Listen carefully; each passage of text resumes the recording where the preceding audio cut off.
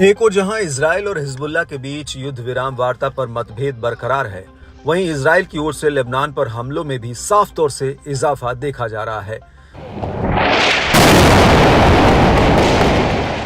बीते दिन इजरायली सेना ने दक्षिणी लेबनान में कई भीषण हमलों को अंजाम दिया, जिसमें कम से कम 12 लोगों के मारे जाने की खबर सामने आई है। दावा है कि लेबनानी राजधानी बेरूत और अन्य इलाकों के ऊपर रात को आसमान विस्फोटों से पटा दिखा।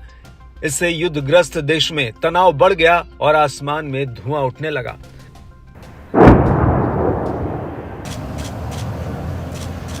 इजरायली सेना ने दावा किया कि ताजा हमले टायर, बेरूत और बालबेक हरमेल ग्रामीण इलाकों में किए गए, जहां महत्वपूर्ण बुनियादी ढांचे और आवासीय और व्यावसायिक इमारतों को नुकसान पहुंचा।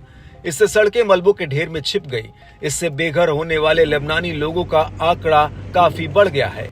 लेबनान के स्वास्थ्य मंत्रालय ने बताया कि अकेले टायर शहर में 12 लोग मारे गए। मृतकों की पहचान के लिए डीएनए टेस्ट का सहारा लेना पड़ा। इससे अंदाजा लगाया जा सकता है कि लेबनान में इजरायली हमलों की मार बेहद खतरनाक रूप से पड़ रही है।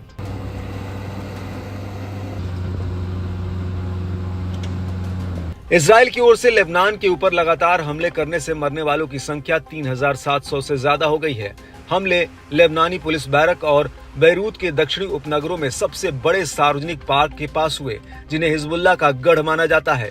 इजरायली सैनिकों की पहले से ही निकासी की चेतावनियों के बावजूद हमले मध्य बेरूत के पास ईसाई इलाकों और जिलों तक भी पहुंच गए।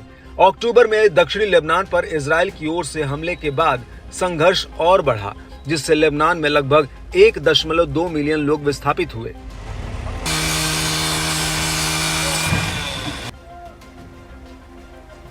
हालांकि लेबनान में जारी विनाश लीला के बीच युद्ध विराम की उम्मीदें बढ़ रही हैं। इजरायली अधिकारियों ने उम्मीद जताई कि कुछ ही दिनों में हिजबुल्लाह के साथ समझौता हो सकता है। मीडिया रिपोर्ट्स के मुताबिक समझौते में 2 महीने का युद्ध विराम शामिल है। इस दौरान हिजबुल्लाह इजरायली सीमा के पास के इलाकों से अपने लड़ाकों को हटा देगा। इजरायली सैनिक दक्षिणी लेबनान छोड़ देंगे। सीमा पर गश्त लेबनानी सेना के जवानों की ओर से की जाएगी। इसमें संयुक्त राष्ट्र शांति सेना की बढ़ी हुई तैनाती की भी मदद लिए जाने का प्रस्ताव है।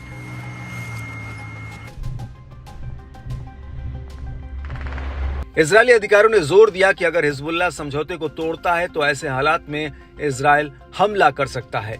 माना जा रहा है कि इजरायली पीएम नेतन्याहू कथित समझौते पर अपनी सुरक्षा कैबिनेट से चर्चा करेंगे।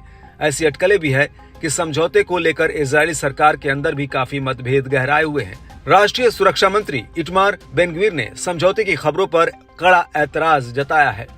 उन्होंने कहा कि युद्ध विराम से हिजबुल्लाह को फिर से मजबूत होने का मौका मिलेगा।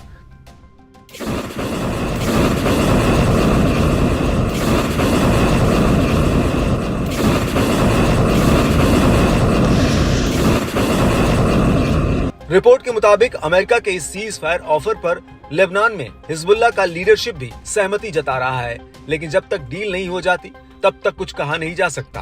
दावा है कि जब से संभावित सीज फायर की चर्चा तेज हुई है, तब से हिजबुल्लाह के हमलों में भी कमी देखी गई है।